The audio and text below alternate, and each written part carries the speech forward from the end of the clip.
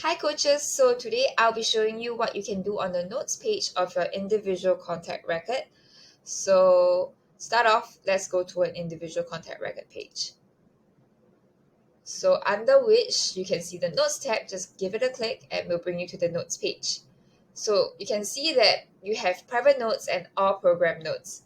So private notes are basically notes that you have made of your client under the individual contact record page. So these are non-shareable. Your clients will not be able to see them. It's only to your eyes and it's completely private. So to create a new private note, just select new private note, add in the title, and key in the notes that you would like to key in. So new notes.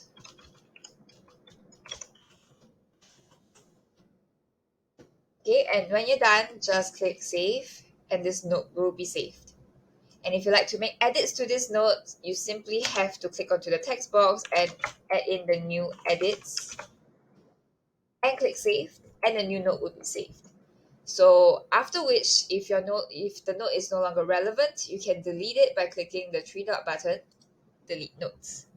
If you have a note template you've prepared beforehand, now we do have an article teaching you how to make a note template, but basically you have to go to the resource library page. Okay, if you have a note template ready, simply click use note template and then select the template you like to use. And the template should appear and auto-populate just like that. And just click save once you've taken all the notes. Now on to all program notes. So this is a place where you can see all the notes you have taken with this client in all of your coaching programs. So as you can see, I have 2 coaching programs I am doing with this client that I have taken notes of.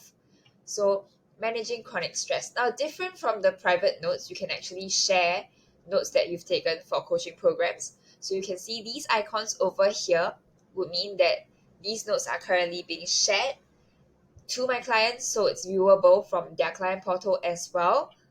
So if I like to unshare the note, if I no longer want to give my client access to this note, just click the three dot button over here and unshare it with the client, and it is now set to private.